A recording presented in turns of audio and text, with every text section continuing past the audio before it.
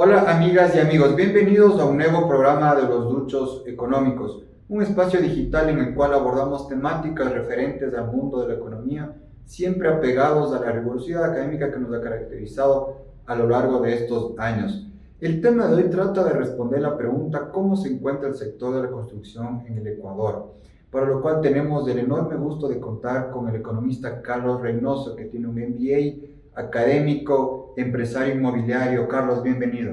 Gracias, Juan Carlos, muy gentil por la invitación. Siempre es un gusto poder aportar con algo, digamos, en cuanto al análisis, en cuanto a saber la realidad económica y de ciertos sectores, particularmente en este caso la construcción.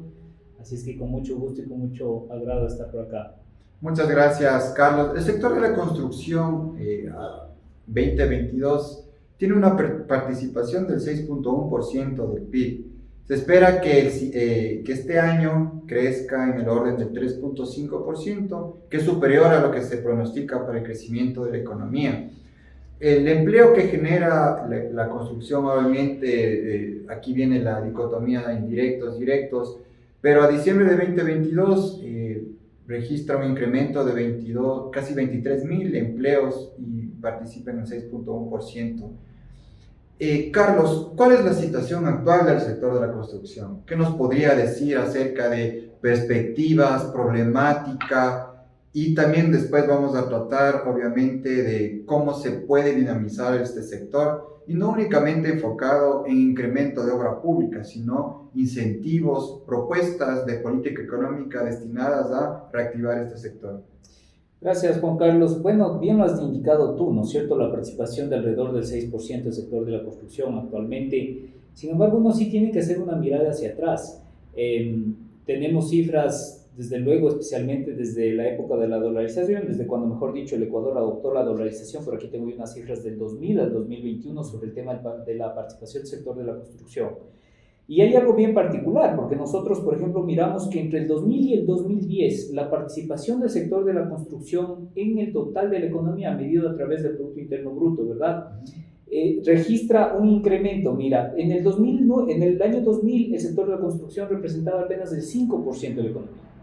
Esta situación se va incrementando paulatinamente hasta el año 2013, hasta el año 2016, en el cual el sector de la construcción llega a participar en el 12% del total de la economía, ¿no es cierto? Entonces tenemos se puede decir, un periodo de incremento, de auge del sector de la construcción a lo largo de esos 16 años de manera sostenida, en donde el sector de la construcción tiene un incremento paulatino. Entre el 2000 y el 2010 en promedio representa el 7%, luego del 2010 al 2016 representa ya alrededor del 11%, ¿no es cierto? Llegando a este pico en el 2016, llegando a este pico del 12%, y desde el 2016 en cambio comienza una fase de decaimiento, digámoslo así, o de menor participación en el total de la economía, llegando justamente a este 6% que tú señalas, ¿no es cierto? Pero recordemos, y ese es el contexto que debemos poner, que prácticamente el sector de la construcción pasa del 2016 de representar el 12%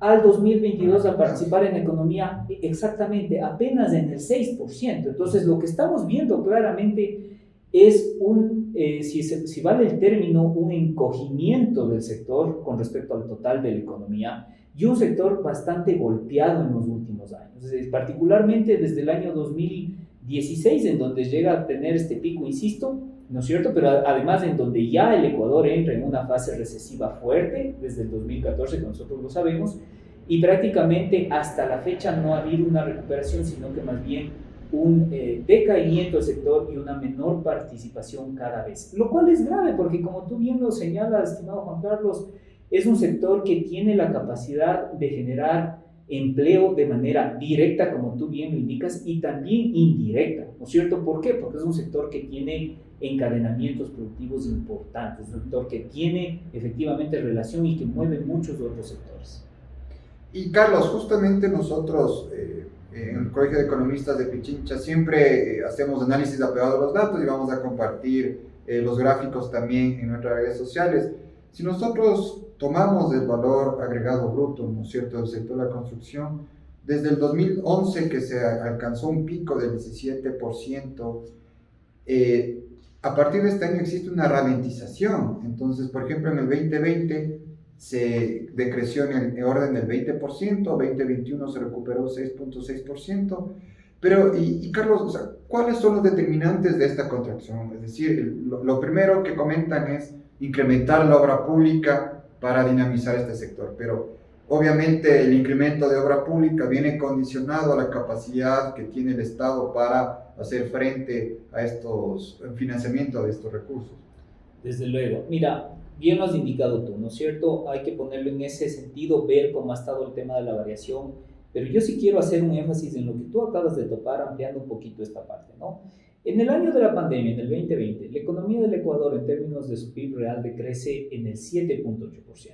El sector de la construcción decrece en el 20%, ¿no? Entonces, un sector que obviamente cuando la economía tiene inconvenientes, digamos, en su nivel total, en su nivel agregado total, la construcción se contrae todavía más, ¿sí? Y eso lo vemos en todas y cada una de las cifras que observamos a lo largo de los últimos, igual, 20 años que tengo yo un poco de datos acá. En el 2021 algo se recupera el sector, pero algo se recupera en el sentido de que no decrece tanto. Pero en realidad la variación sigue siendo negativa en un 6.6%, aun cuando la economía en su total, digamos, se recupera en algo y llega a un 1.2% de crecimiento, en cambio, la economía total, ¿no?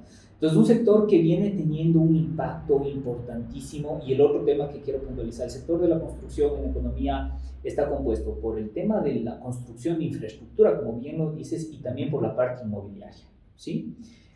Uno puede ver que dentro del total del sector, ambos subsectores se encuentran golpeados. El primero, el tema de la infraestructura, digamos, a nivel de obras de construcción, de infraestructura, que se llaman así como tal.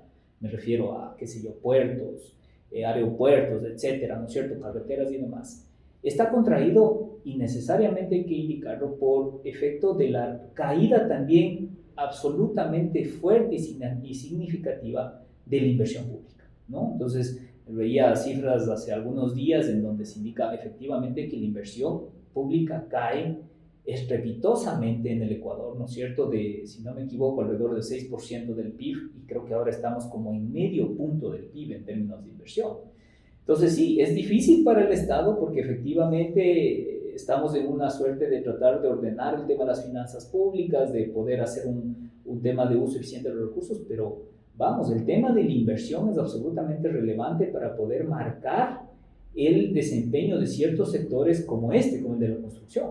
Entonces, si nosotros decimos, sí, es complicado el tema de generar inversión pública, pero si tú quieres también que los sectores puedan recuperarse, en este caso particular el de la construcción, pues la obra pública es absolutamente necesaria. Habrá que priorizar, estamos totalmente de acuerdo, hay que pensar, digamos, en una suerte de priorización, de optimización de recursos y demás, pero se necesita realmente una reactivación desde el punto de vista de la inversión pública. Eso en cuanto al tema de la construcción o el sector de la construcción desde el punto de vista de la infraestructura.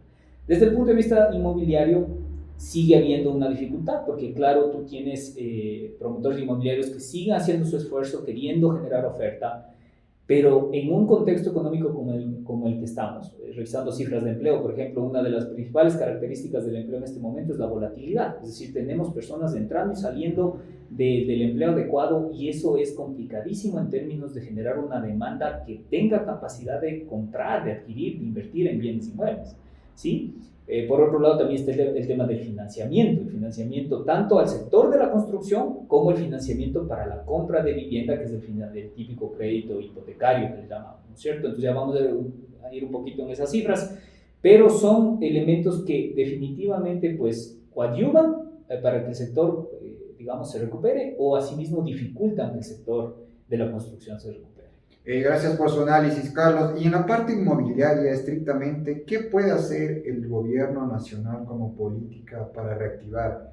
Tomando en cuenta que, por ejemplo, ahí justo estamos conversando el otro día con unos amigos y nos dicen los incentivos tributarios son algo, pero no lo son todo.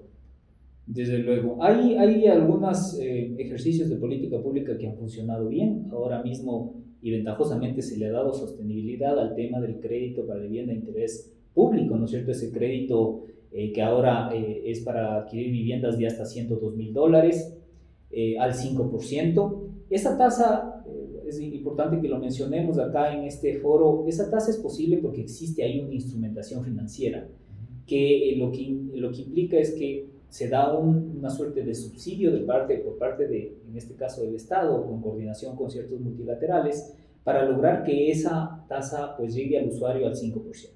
Pensaría que una política pública interesante pudiera ser pensar en otros segmentos también, porque obviamente la vivienda de interés público es importante, pero no es el único segmento.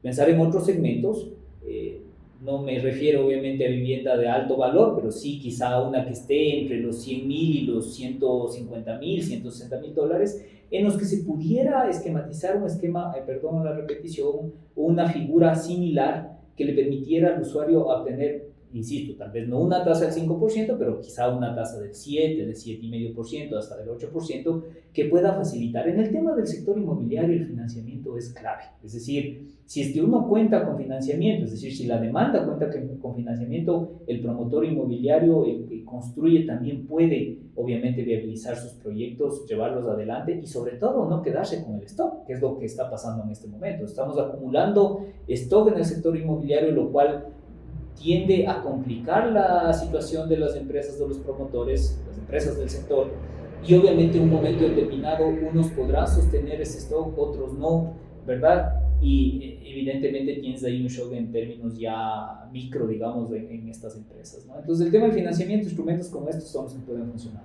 Carlos, desde el tema de del financiamiento, ¿qué se puede hacer desde la banca pública? Es decir, bajar tasas, hacer incentivos, crear obviamente lo que usted ya nos comentó de nuevos segmentos.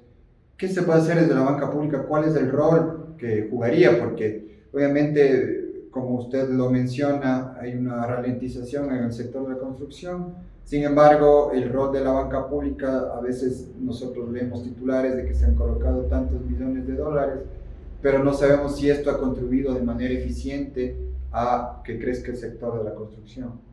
En mi criterio, el rol de la banca pública de igual manera es clave y es un rol desafortunadamente muy venido a menos en los últimos años. En mi criterio, el rol de la banca pública en particular es generar financiamiento para la oferta inmobiliaria, ¿sí? Porque quizá en la parte de la demanda al final del día tienes banca privada, tienes cooperativas, tienes el propio BIES que de alguna manera con altos y bajos ha seguido colocando el crédito de vivienda, ¿no es cierto? Pero el tema es el crédito que se oferta al constructor, al oferente, ¿no es cierto? Pero claro, tiene que ser, desde luego, sin duda, un crédito bien analizado, un crédito bien colocado. No se trata tampoco de que los recursos de la banca pública pues tengan un problema en términos de morosidad, pero sí hace falta, porque la verdad es que, por ejemplo, a diferencia de lo que tenías hace algunos años atrás, en donde tenías incluso un banco del Estado, un banco, ¿no es cierto?, como el BEDE, digamos, entrando en el tema del crédito al constructor, una CFN igual en el tema del crédito al constructor.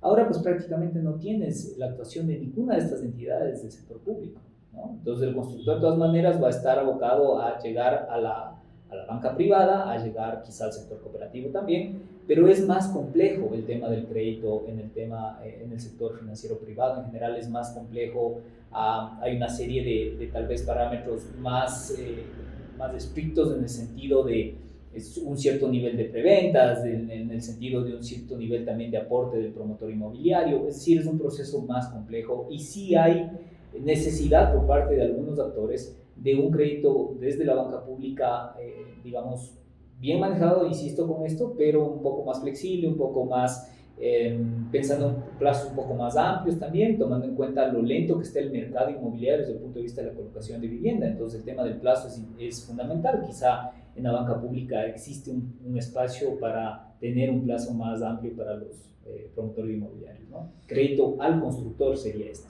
Muchas gracias, Carlos, por su análisis. Ahora, topando la expansión urbana en Quito, justamente hemos leído que hay, por ejemplo, un tema de direccionamiento hacia los centros de construcción relevantes que se considere para la autoridad, en este caso el municipio. ¿Cómo le ve este tema, Carlos? ¿Cuáles serían la problemática y algún tipo de recomendación que daría para la autoridad? Bueno, a mí me parece interesante este enfoque, ¿no? Porque también en el tema de la expansión urbana, sin ser, digamos, expertos en el tema, pero estando en este sector ya algunos años, En el tema del manejo de la expansión urbana sí hay que tener ciertos límites, ¿no? Entonces ahora, por ejemplo, uno observa en Quito ciertas cifras que yo tenía a la mano. Hasta hace unos 6 meses atrás había más de 1.500 departamentos en venta en lo que es la ciudad, es decir, el centro urbano más concentrado. Y mientras tanto, por otro lado, tienes la ciudad expandiéndose más hacia los sectores de los valles y demás, lo cual genera mucha presión también por el tema de la infraestructura, la inversión pública y demás. Entonces, creo que sí se necesita un poco de mayor planificación en aquello, pensar en revitalizar ciertas zonas de Quito, digamos, de la centralidad que están venidas a menos, pensar en optimizar también el uso de esta infraestructura que a los quiteños nos ha costado algunos cientos de millones, ¿no es cierto?, que es el metro y que necesita ser optimizado, necesita ser utilizado, necesita ser obviamente un tema fundamental a la hora de la movilidad de la ciudad. Y entonces en ese sentido, de lo que yo también entiendo, ¿no es cierto?, la planificación del municipio va a limitar un poco el tema de seguir expandiendo la ciudad hacia la periferia, pensando más bien en revitalizar, insisto, este tema de la centralidad en Quito, aprovechar espacios, pensar en un crecimiento urbano vertical más que horizontal, digámoslo así, pues yo lo veo bien, pero insisto, para que se pueda incluso digamos, lograr esta mejor planificación de la ciudad, siempre se va a necesitar un sector de la construcción activo, un sector de la construcción imaginativo en el sentido de poder coadyuvar en cuanto a esta normativa. A los promotores inmobiliarios tienen que obviamente apegarse a la normativa. No tienes tú la posibilidad de seguir. Si es que la normativa te va a conducir hacia pensar en la centralidad y en el crecimiento vertical, bueno, en ese sentido hay que ir. Entonces no hay posibilidad para los promotores de ir en otra línea. Sin embargo, nuevamente, el tema de los elementos fundamentales para un sector dinámico, como el tema del financiamiento, como el tema, ¿no es cierto?, de que exista mayor estabilidad económica también. O sea, uno puede pensar y planificar una demanda o, digamos, orientarse a una demanda cuando la demanda se puede sostener.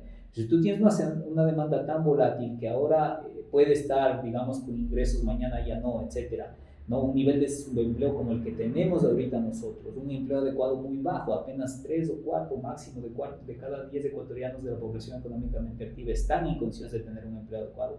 Entonces es un tema cuesta arriba también para la venta, para la colocación de bienes de capital, que son los bienes inmobiliarios, y que en cambio para las familias representa muchas veces el patrimonio, una formación de patrimonio que es importantísima para poder pensar en un progreso, ¿no? Muchas gracias, Carlos, por su análisis. Ahora, en el aspecto normativo, obviamente es un tema un poco álgido, ¿no? Como hay una frase que comentan que lo que no hacen los abogados o políticos hacen los economistas. Pero, Carlos, en el aspecto normativo, ¿cuál cree que es el meollo del asunto que habría que cambiar o modificar?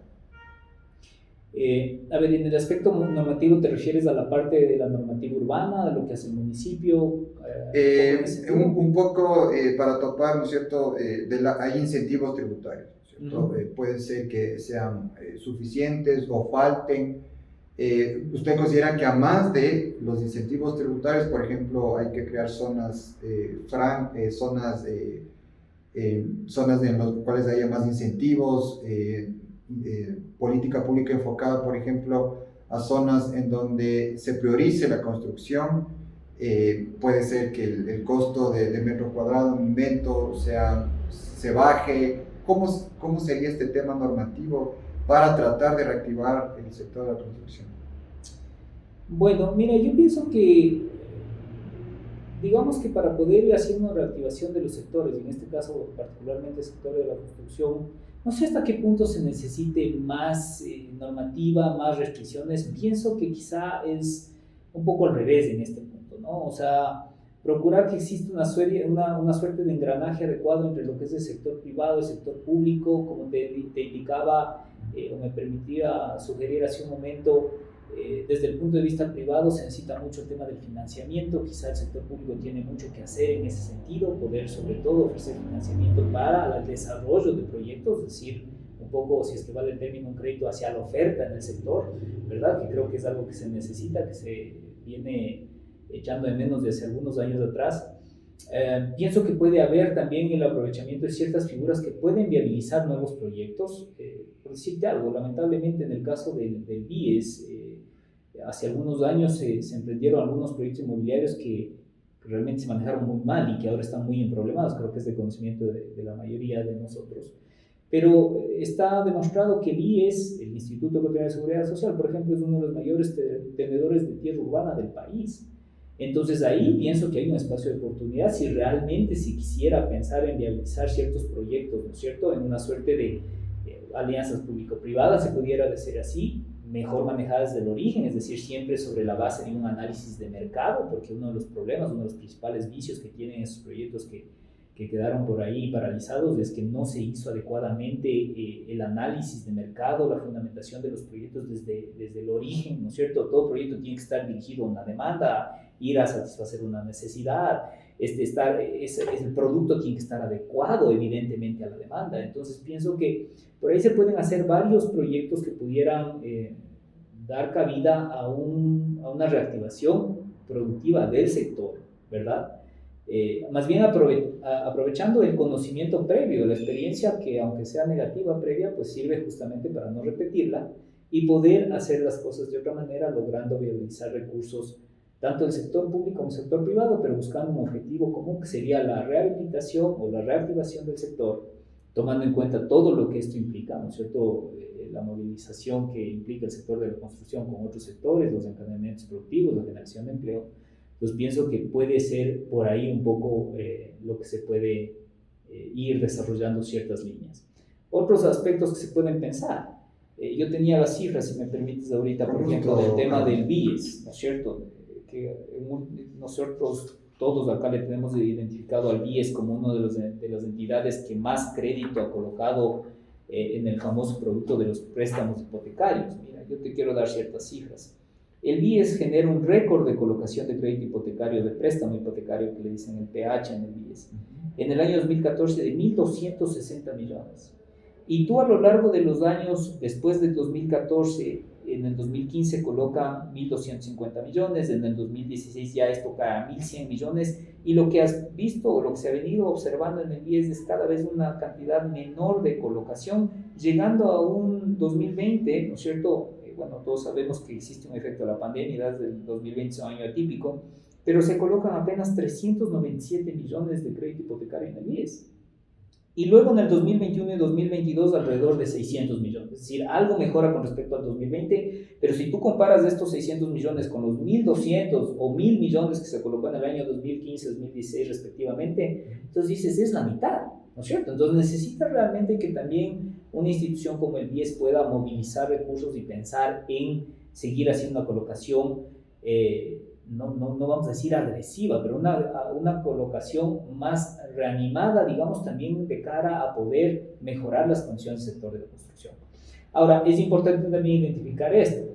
El BIES en un momento determinado y el IES, que poco es el que tiene los recursos y el brazo financiero del IES viene a ser el banco del IES, tiene ciertas restricciones. Nos diremos, ¿cierto? Hemos oído la problemática del IES y demás, los recursos y el manejo de los fondos. Pero ahí se puede pensar en ciertos instrumentos financieros que permitieran que el BIES pueda colocar digamos, lograr recursos frescos para la colocación, ¿cierto? Algún rato se conversaba sobre la posible titularización de una parte de la cartera del BIES, ¿no es cierto? Una cartera que supera los 4.500 millones de dólares como crédito hipotecario y que pudiera ser en una parte titularizada pensando incluso en un mercado externo, colocándose esos títulos en el mercado externo, lograr liquidez fresca y ponerla a disposición además sobre todo con una suerte de planeación, porque ¿cuál es uno de los problemas que tenemos como economía y como sector? Uno de los problemas que tenemos que no podemos planificar. Porque, el cortoplacismo. Exactamente, el cortoplacismo, porque no podemos planificar porque tenemos demasiada volatilidad en todo, ¿no es cierto?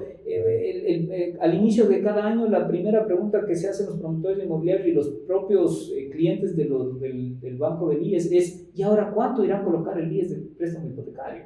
Entonces, tener una planificación mucho más, al menos de mediano plazo, o sea, pensando 5 años al menos, ¿no es cierto?, en donde el IES determine con claridad cuáles van a ser, digamos, sus proyecciones de colocación de préstamo hipotecario para los siguientes 5 años, de modo que tanto usuarios, es decir, quienes pueden obtener este crédito, como promotores inmobiliarios, es decir, quienes van a generar la oferta de bienes inmuebles para esa demanda, pues podamos planificar y podamos saber con alguna claridad cómo va a estar el tema de la colocación de crédito, cómo va a estar la disponibilidad de recursos para poder generar una oferta con un poco más de certeza, ¿no? Entonces salir, como tú bien dices, de ese cortoplacismo, pero para eso se necesita efectivamente claridad por parte de las instituciones, especialmente ciertas que son clave, ¿no? Instituciones clave como el BIES, instituciones clave como las propias entidades de la banca pública, y efectivamente de esa manera se puede generar mejor planificación. Muy claro, Carlos, muchas gracias por acompañarnos en los Duchos Económicos y conversar acerca de la importancia y los retos del sector en el Ecuador y a futuro. Por favor, una conclusión breve y un saludo al mundo. Muchas gracias, Juan Carlos. La conclusión es, necesitamos realmente con absoluta claridad pensar en la recuperación de los sectores económicos, en el sector de la construcción, que viene a ser un sector o uno de los más afectados realmente, después de haber llegado a ser uno de los sectores importantes ya en términos de la relación, ¿no es cierto?, sectorial con respecto al total del PIB. Como bien decíamos, en el 2016 el sector de la construcción, después de un periodo largo de aumentar su participación, luego tenemos un decaimiento.